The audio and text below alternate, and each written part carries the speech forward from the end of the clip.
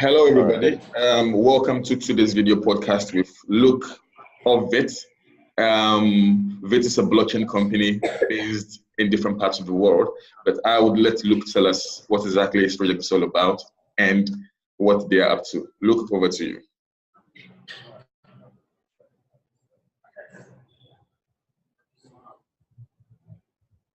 Well, thank you so much for having me on this channel. I believe it's very important for technological companies to speak to diverse audiences and to be honest, non-cosmetic about what they say. And I would love to gear this discussion towards actually talking about the value add of Vite Labs to developer communities, and also the global nature and the complete nature of our set of offerings. Because at Vite Labs, we have offices in Beijing, Sunnyvale, California, and San Francisco, California, which means that we basically cover the most important regions of the globe. And because our team is 40 people of 35 engineers and just 5 business developers, seriously, I'm outnumbered by about 30 other engineers and product people. Because of that, we're very focused on core technology and back end. We're not focused on hiring marketing firms to get a couple lines on Forbes. We're not focused on PR. And let me just be honest with you that we never ran an ICO, no crowd sale of our own. So we were only taking institutional capital in mid-2018, at which point we were able to build a team of about 40 people in under half a year. And within that timeline of under half a year, we've actually beat our own roadmap with which we fundraised by about a year for each milestone on the roadmap. So let me tell you a few examples. Vite Labs, we are a suite of products, not just one thing. So there are companies out in blockchain that are great for wallets, great for privacy, great as an exchange. So I would love to see those companies successful. Vite is not about taking market dominance. It's not about being one of the only solutions. Vite believes in playing nice with others so that developers have a menu of great options to choose from. But until now, we've released our own iOS, Android, and web wallets. We, of course, have our public chain and the Block Explorer. We have smart contracts, including DAG technology, which, by the way, we use a variation of DAG called Block Lattice, pioneered by Nano. And we also have e-commerce as well as in-store storefronts, payment solutions for cryptocurrency and cross-chain gateways. These are all things that are incredibly difficult to build, but we've done it within our ecosystem. And also, in order to facilitate the building of these products, we've created our own language, which is Solidity++. So the idea, of course, is that just like every other public chain says, it's nothing new. But the idea is that we are very compatible with EVM, and we allow for developers and teams that might be currently disappointed with the choice that they made in their one. Teams that might be disappointed, we give them an opportunity not only to port over to our system very easily, but we also put them directly in touch with our technical director, who personally guides them through such a process. So I would say that our team is quite big in blockchain terms because it's 40 people in 6 months. Also, we have way more engineers than we have designers or marketers or anybody else. However, we're actually a very approachable firm, and we run things pretty casually. And I'll walk you through some stuff later that shows you what kind of a team we are. But we're quite casual and quite humorous about things. Our motto is "Let's build something cool." And so this is not a stuffy Chinese company. Yeah, this is actually interesting for me because being in the blockchain space for quite a while, you begin to see most often than not, a balance between different departments, but particularly it's more skewed towards marketing. But what informed your decision to have way more developers than any other department? And considering that you have very few marketers, do you even have marketers at all? How exactly are you getting your product out there? How are you trying to drive adaptability and usability for your project and your product? Yeah, that's a great question. So let me give you the funny and true answer. The marketing department in the world is me. They hired me in about 5 months after the company started, and all these core technologies were getting built up, and they realized, Vite Labs, oh my God, we need a Western-facing marketer who can do this kind of thing, talk on YouTube and go on stage, who can understand tech and bring it to market, because we wanted to bridge that gap between frontier tech and mass adoption. So the marketing department is currently growing. I'm hiring right now. I'm in the process of moving our branding and digital operations all the way to Silicon Valley from Beijing. I go there pretty frequently in order to coordinate with the team. So actually, marketing itself is growing. It is a key priority of ours in 2019, especially considering that 2019 is when our mainnet comes out. So obviously, we need developer adoption, and we want SDKs and hackathons. And then obviously, we want to start sponsoring things non-cosmetically, not some stupid booth at a conference, but real sponsorships. And then in terms of the DEX, in terms of our decentralized exchange, that's a consumer-facing product. And so we would love for coins to list on our DEX. And then we would love for teams and people really to want to invest using our DEX and consequently our wallet and other products in the ecosystem. Now, the reason that our engineering team far outnumbers our marketing team, it's also pretty funny, is that in the beginning of Vite Labs, our CEO and then a few key members of our management team were working at some of the most brand name Chinese tech companies, the equivalent of the FANG in Silicon Valley. And so they simply made a white paper in mid-2018, raised a lot of money within a couple of months of writing that white paper, and upon raising money, poached the entire engineering team from their previous company into ours. So the army followed the leader. That's how I put it. And the reason we have so many engineers is that everyone's DNA is the background is in major tech companies within China. And they're all based on like product integration, based on decentralized data management. They're specializing in pretty much the blockchain type, smart contract type work. And so it was just natural. I would say that the leadership, they started our firm with a white paper. The money was raised on that very ambitious white paper. Then once money was raised, all the engineers just followed our leadership out of their former companies because of that team chemistry. And since there's so much loyalty within the group, as well as technical passion, we trusted ourselves and actually delivered, at which point the investors got happy. A marketer was hired. And now in 2019, I'm talking to a YouTube influencer trying to make sure that we get adoption, which supports the amount of sweat that we put in. That's great, actually. So you mentioned investors, and I mean the project was able to raise a lot of money within a few months after releasing the white paper. One, which means more or less there was practically no public ICO. There was none. No private sale. No public sale. Public ICO. Yeah, but there was private sale to institutional investors in China. Now, most often than not, what we try to do in the blockchain space is to make sure that stuff are decentralized. That's our major selling point, decentralization. So now there's a situation where there was no public ICO. So I begin to wonder, what's the distribution reach of Bitcoins or Vite tokens as you have it, and is it widely spread such that it's not controlled by a few wallets, whereby it becomes more of a centralized currency or a centralized system? I see what you mean. Okay, a very big question. I think we should attack this question from Vite and ViteX angles. So Vite is our public chain and ViteX is our decentralized exchange. Okay. For Vite, we have super nodes and full nodes, which I'm going to go into in a bit. We have a transaction confirming a staking model, delegated proof of stake. And so with Vite, the actual breakdown, and let me just get this to you factually. I'm going to send you some assets after this, but I'm going to get you our exact breakdown of the tokens.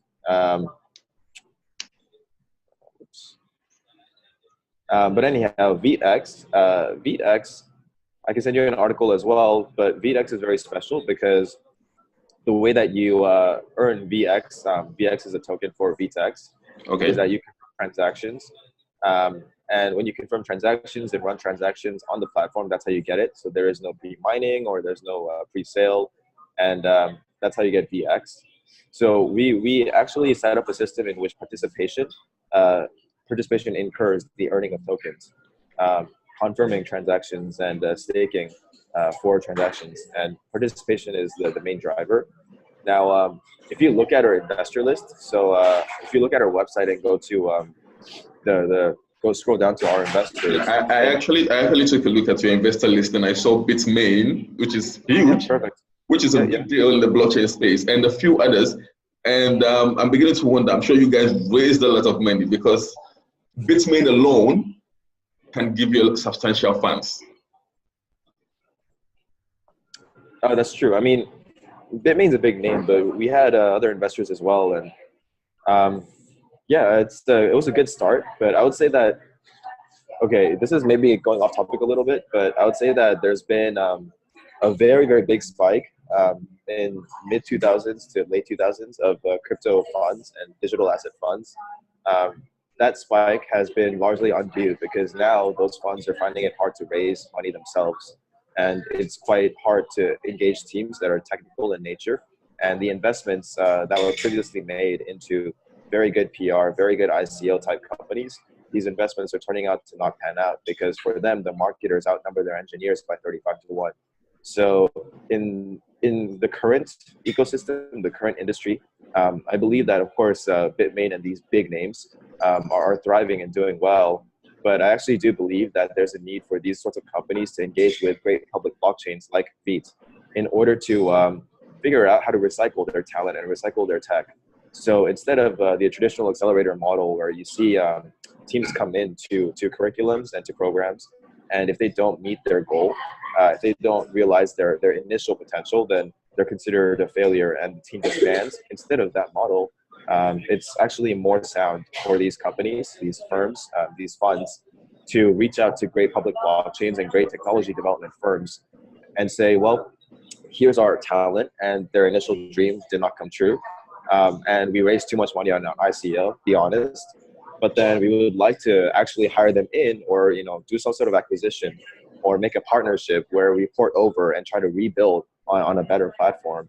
So I think there's quite a lot of demand to be seen in the future from these funds trying to work with tech companies. From what you're saying, basically, for instance, you look at struggling blockchain companies at the moment, and then you pull them into your ecosystem to begin to use the Vite blockchain as a way of driving demand for the Vite blockchain.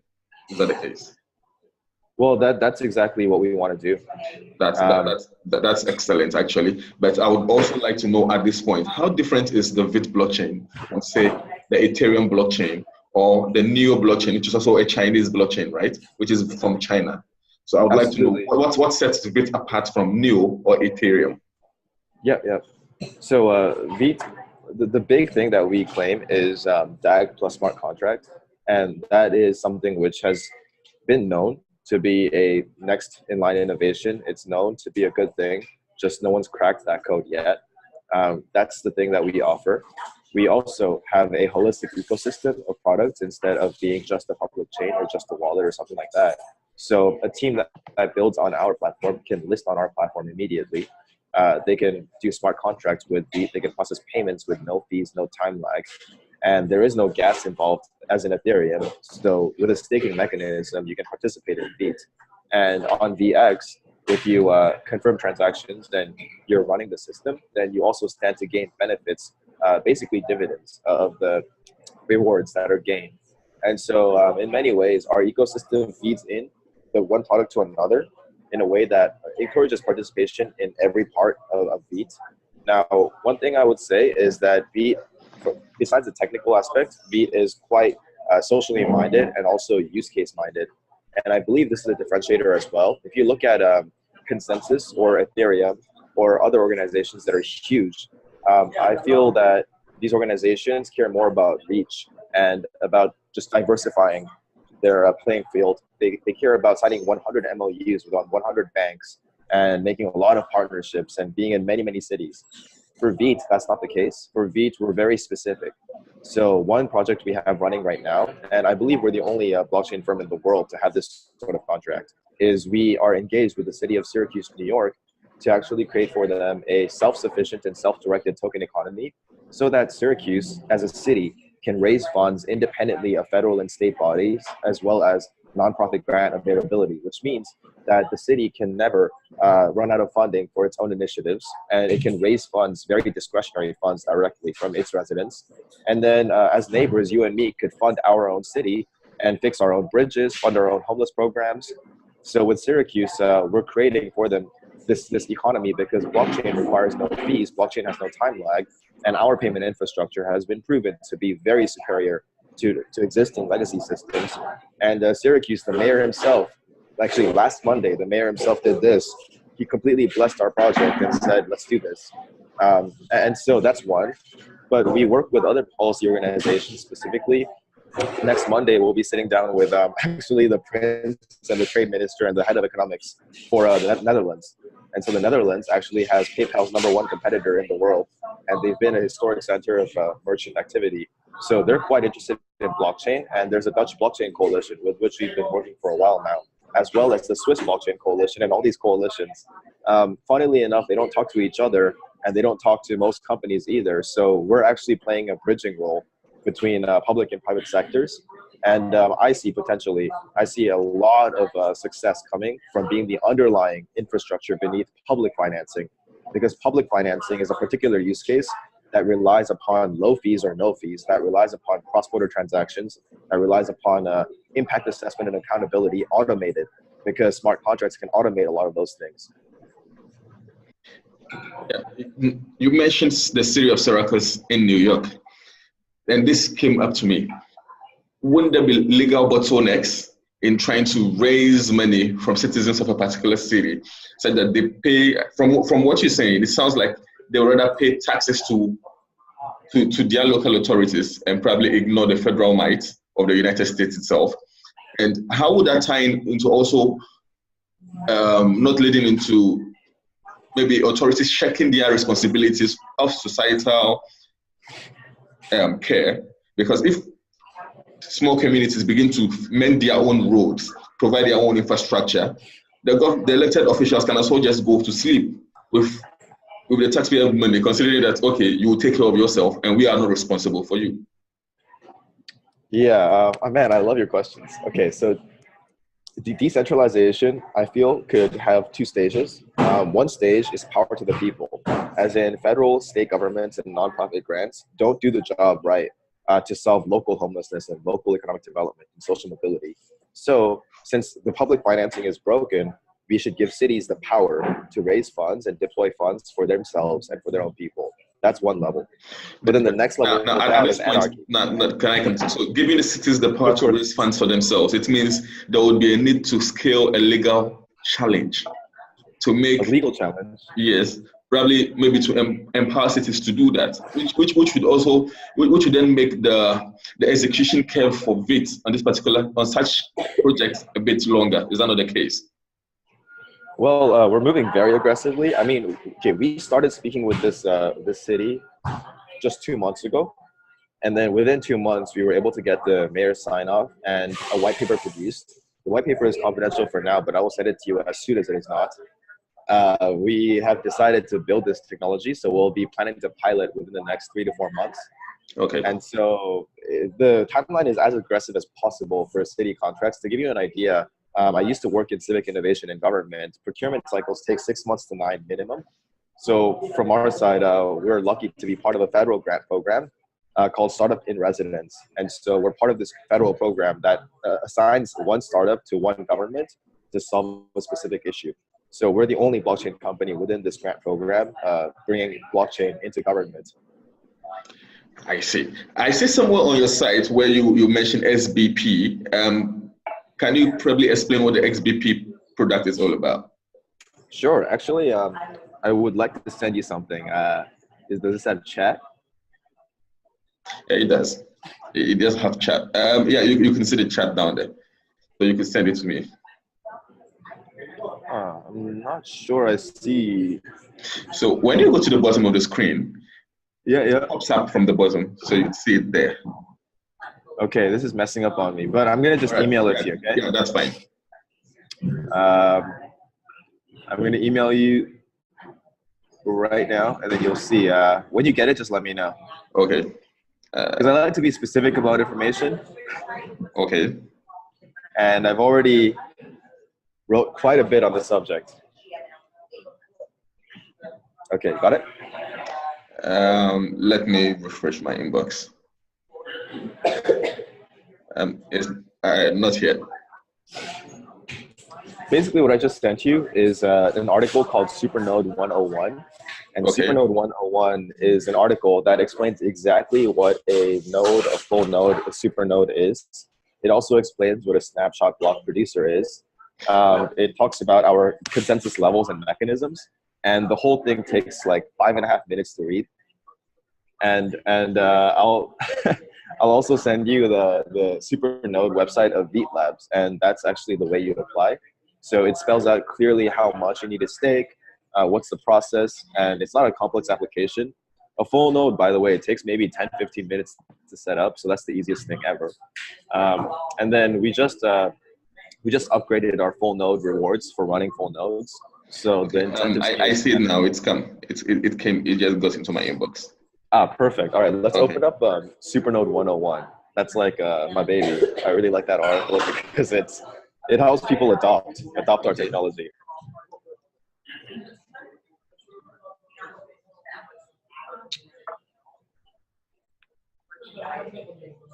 Yeah, and as promised, I can send you a bunch of info after this, so we can just write a nice cheat sheet for any of the viewers here. Exactly. So, we could go on. So you could continue explaining the SBP. Oh, so are you currently looking at the 101 article? Yeah. The one on Medium, the one you posted on Medium, Supernode 101. Yeah. Exactly. So I guess depending on how you do things, we can screen share here and talk about it, or I can run you through the basics. Yeah, we could do the screen share. I'm trying to. All right. Hold on. Yeah. All right. So basically, we could take a look at it. Ah, amazing. Okay. So this is obviously just the 101, but it has literally everything you need to get involved as any type of node. Basically, a supernode is relevant to us because we have a delegated proof of stake consensus mechanism. And so that means it's a representative democracy instead of a direct democracy.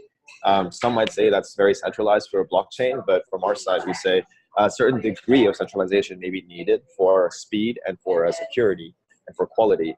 But in many ways, we've made sure to mitigate the weaknesses of centralization through our DEX and through our public chain.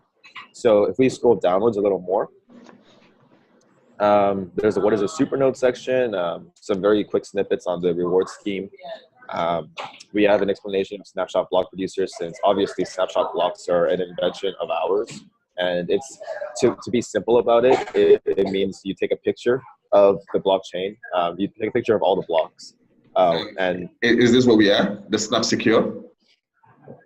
Yeah, well, actually, we can keep scrolling down because I feel the audience might want to read themselves. Okay. But Snap Secure is actually one of our most reputable and participatory supernodes. And I'll show you the website in a little bit. We can keep scrolling down. We have a website where we display all the nodes that we have, all the supernodes. And by the way, it's not just a technical relationship. I've personally spoken with many of those supernodes, and they're run by quite cool people. If you look at a Snap Secure, so if you stop there and look at Snap Secure, that's actually a guy from Australia, and he's a techie. He's running this supernode with his wife, who's a designer. And this dude's been running competitions, large competitions for Counter-Strike, like that shooting game Counter-Strike. He also is a practitioner of mixed martial arts. Like the Russian team running our supernode actually runs a crypto fund on the side, Tensor. So, and one of our community managers, Oleg, who's a very, very participatory, very, very well-liked leader within our community. Oleg also is involved in supernodes. So I would say that, on the surface, it might look just like a technical relationship, but we actually know these people, and it's quite nice to have this community around the world. Let me direct you towards the second link that I sent over. Okay. So the second link is it's maybe a little more dry, but it's very fun to look at, I would say, because it's so targeted. Basically, how to sign up. Okay. Just a moment. Let me try to get a second link up. Yeah, I figured I'd prepare some links so that we can be creative, show the audience some real things. Exactly. Yeah.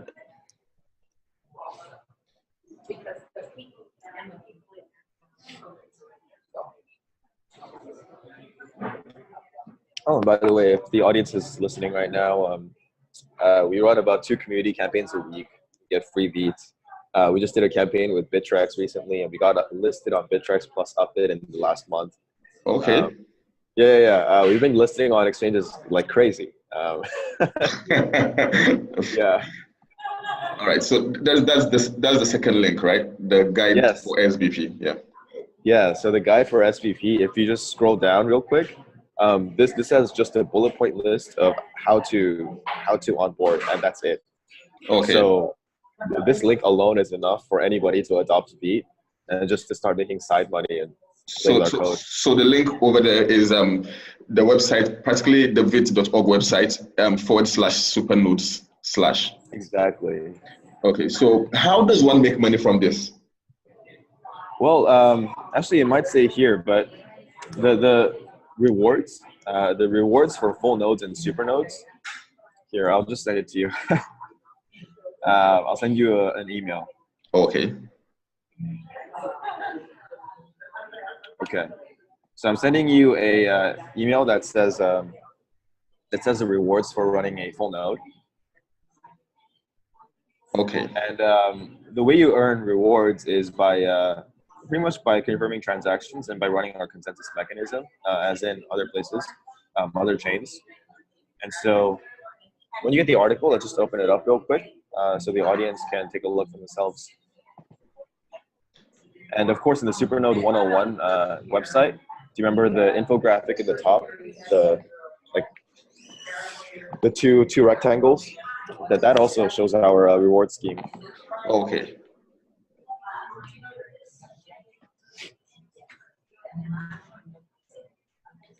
Just a moment.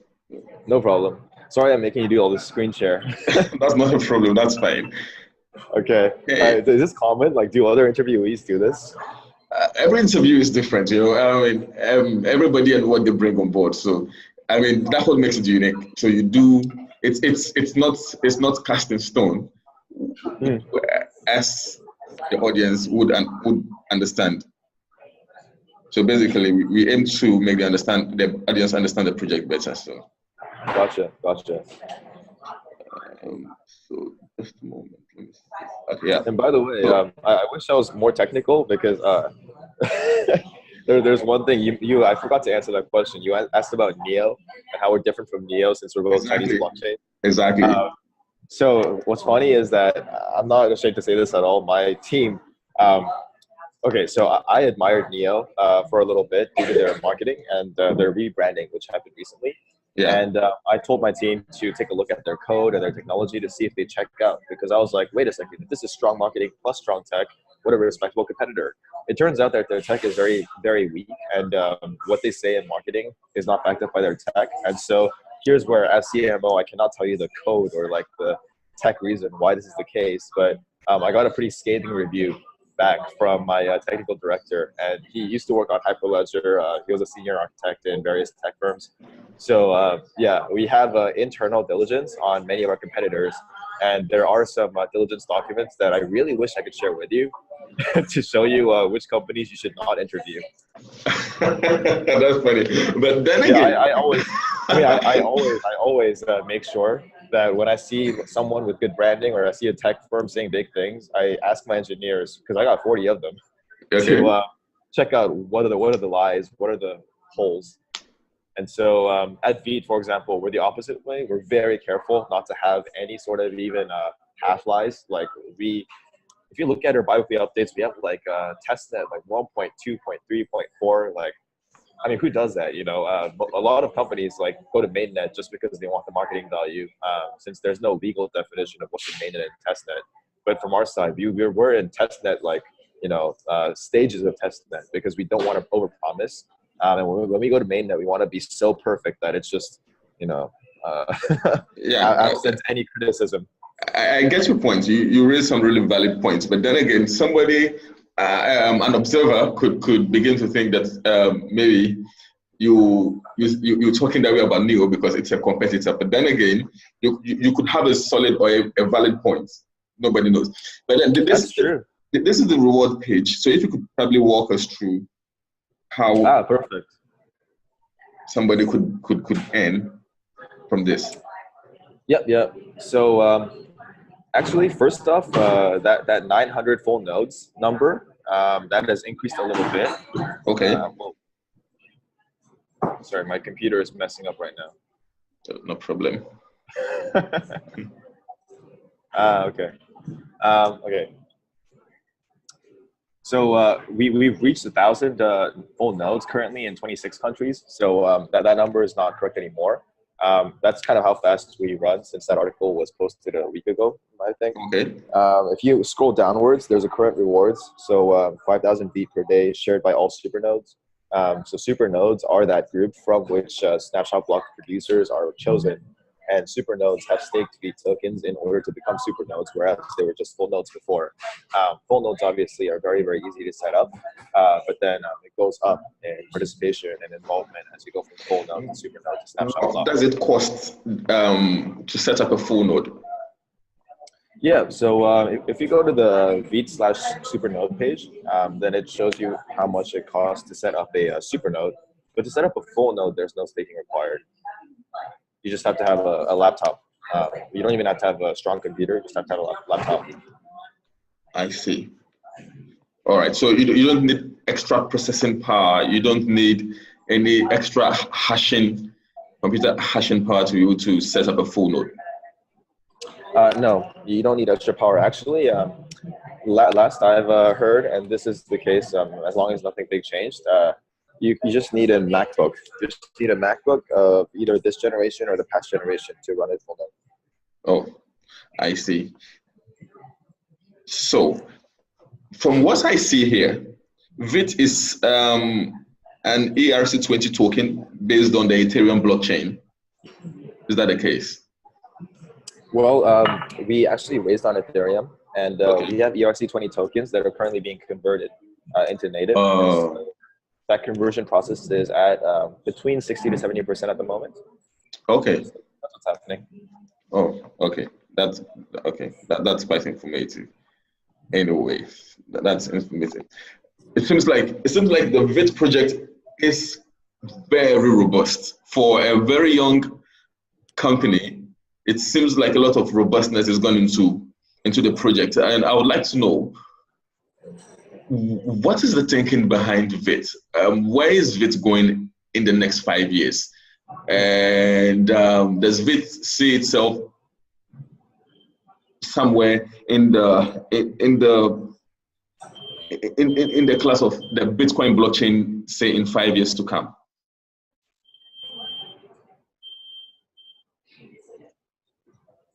Right. So let me be very, very clear. Blockchain evolution has, as in Bitcoin really wanted to be money, cash money, and then Ethereum came in and really wanted smart contracts to happen. It's amazing. But then number 3, so who's going to do crypto plus smart contracts plus bring it to mass market? Now, what people are saying, and I don't really like it when other CMOs do this, they say, oh, we are the Ethereum killer. We're going to beat everybody else and become the Microsoft of crypto. And I just look at that mentality and think it's not very correct, because I would rather have many options for developers to choose from, many types of chains and wallets and many, many things decentralized, which are good for particular use cases. So for Vite, we actually want to actively engage with those parties that are currently ignored by other blockchain firms. And here's why is, for example, blockchain coalitions, like policymaking bodies, don't even talk to each other at all. Syracuse is very forward-looking in this way. We happen to be the only blockchain company ever to join the San Francisco Emerging Technology Workshop, and that's run through the Organization for Economic Development in San Francisco. Nobody was there from blockchain. It was only AT&T and Microsoft and Verizon and those kinds of telcos, and civic innovation orgs and rideshare services.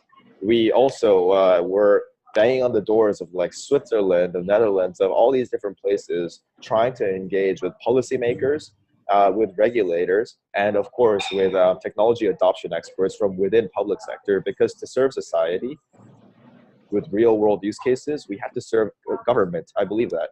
And secondly, we reach out to obvious partners such as financial payments, financial infrastructure, e-commerce type folks, but we engage with them in non-obvious ways. because it's not as if we just provide technology, try to win some sort of contract or deal, and then squeeze. We actually care about proving use cases. So if we engage a partner, we want to make a great success from which we can actually go forward and scale. We treat each engagement, each of our products in our ecosystem as kind of an MVP or pilot, and each first engagement as a way to scale. So, at a micro level, between you and me, when we discuss like this and when we meet, I'm hoping that this is not the last conversation we have. I'm also hoping that your audience grows, and I'm hoping that our technology grows and our audience grows. Next time we have a hackathon or some use case to publicize, I want to hit you up. And next time that you have a company you might want to interview, or you want to hit up someone in China, or you want to leverage us in any way, let's just say, for example, that you're wearing an enemy uniform. Let's just say that you are a leader, a CEO of a public blockchain. Hey, actually, I would rather have other competitors that are good people and technically knowledgeable so that we can draw each other's strengths. I would rather not have an absence of competitors, nor would I have competitors that are truly dishonest, like in the hypey ICO ecosystem. I actually do believe crypto winter is a great thing that happened to us, because in crypto winter, everybody that is not sound ends up going away, and those who are left standing are able to carry the industry. So in many ways, investors might be unhappy right now, and crypto funds might be struggling to raise money. But on the technical side, we're getting more adoption than before. We're getting more serious people than before. Technical side, everything is swimming great. Yeah, that's true. I totally agree with you that one of the best things to happen to crypto from time to time, since the cryptocurrency space had an economy around it in 2011, is that intermittent winter periods we see where the chaff are separated from the real stuff. Those who only came in to get rich quick are put aside for those who are in to do the raw work. And talking about raw work, what Vite is doing with the Syracuse city, I believe it's something remarkable. But then again, now this sounds like a question, but also probably a suggestion from my end. Is I keep coming back to the legal bottlenecks, the legal frameworks. Some cities are would be easier to convince to join a program like Syracuse's, whereby you create an autonomous community that's self-sufficient than others. Take for instance, this is what Binance, I don't know if you know the cryptocurrency exchange Binance is doing. I don't know if silently on the industry's blind side.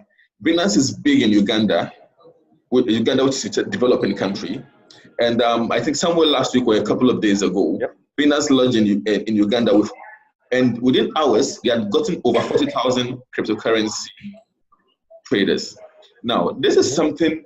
The Syracuse model is something you could actually explore in developing countries that have little or less legal bottlenecks, whereby you could collaborate with authorities who have more say and can easily make things happen in comparison to say a United States that involves a lot of paperwork, a lot of legal work.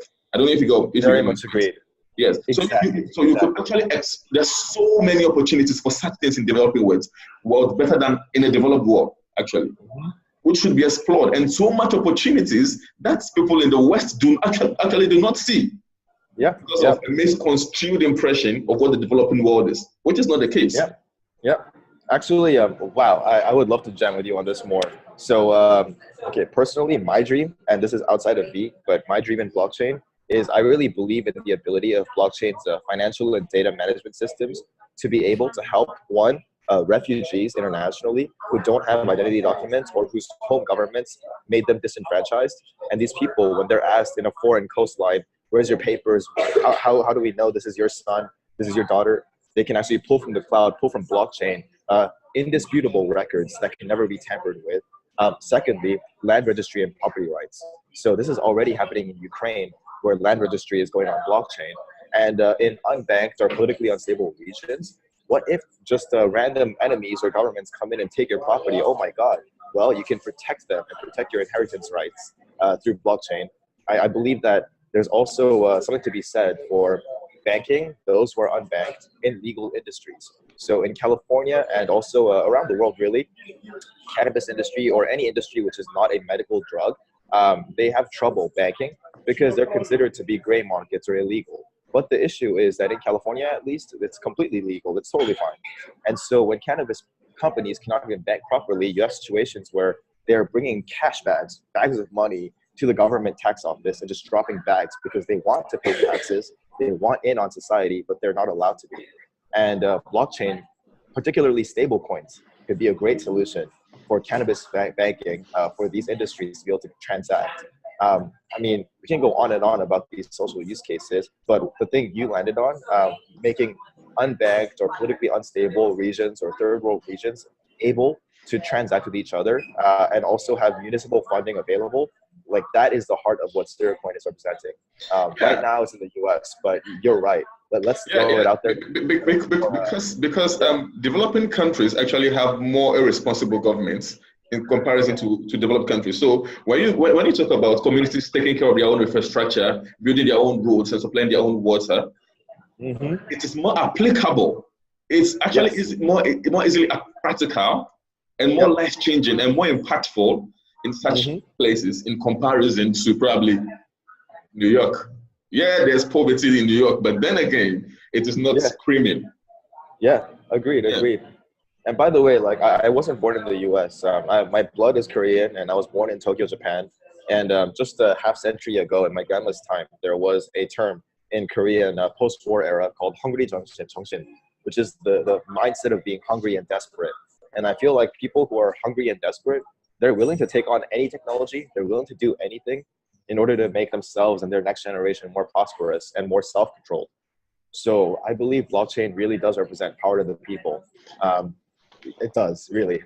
It does, exactly. I mean, and that's the reason why so many existing traditional structures would go out of their way just to fight innovation. But from what we know, from the world we've stayed in, from the world as it is, you can never fight innovation. You could try to delay it, but it will surely happen. We've got to sneak up on innovation. I mean, let me just give you one example. Syracuse, they tried working with banks and working with traditional financing institutions to solve homelessness, but they could not get participation because banks and other institutions will not engage in a project that allows them no transaction fees, no interest. To solve homelessness is a problem that you just can't put homeless inside your portfolio and make them pay interest and give out microloans and things like that with onerous conditions and charge them overdraft fees and such. So at the end of the day, it was a situation where blockchain had to step in because traditional industries were straight up not willing to touch social use cases because it would make them no money. That was what it was. I mean, this interview is become more interesting than I thought it was going to be, and actually we are actually exceeding the 30 minutes mark given. Oh yes. Yeah. So, so let me come to the last question. How do you see the current Vite ecosystem, and what are the strategies for growing it? Let's say in the next 24 months. Well, in the next 24 months, the Vite ecosystem will definitely be fully live. That means an ideal flow of a technical user would be that, oh, you look at our white paper, you love it, you see our GitHub, realize we have so many commits, you look at our technical team and realize they're all great background, and then you go on our Discord chat and people are so responsive. Our technical director replies to everybody on Discord. And so then you're like, well, I want to build a DApp. So you make a smart contract on Ethereum, and then you realize, it's so difficult. Why are there so many jerry-rigged interactions? And then you come to our technical director and you're like, wow, can Vite help me simplify and make this faster? And we're like, of course we can. And then you list your own stuff on our DEX. So now your token is on our DEX. And then you have built a team around Vite. So you can run our DApp using our wallets and our token. And the whole time you've made your super node, your full node a super node, and you've got enough votes from the community to become a snapshot block producers. Now you're running side money from just confirming our consensus mechanism. And hopefully when you need to do any sort of upgrades or interactions, well, our team, again, is an army of engineers. So we assist because we find it important that everybody in our ecosystem has successes to talk about and that every developer has a good experience. And then hopefully when we throw a big hackathon with SF Crypto devs at UC Berkeley, which we are soon, then you can all come and present your solutions, meet other developers, and we can have a thriving ecosystem. as well open up to competitors as well as compatible ancillary products, because Vite can only survive by playing nice with the ecosystem, not by trying to dominate. So that's what I'd say. Thanks, Luke, for affording us your time for today's interview. I actually appreciate it, and I actually enjoyed the revelations we've made on this stage. And I believe that probably in the next 2 to 3 years, Vite will have become bigger than it is right now. And we will be happy to hold another interview to let the audience know how far you've come and how well you're doing on the market. And send me your address. I would love to send you some Vite swag. I'll surely do that.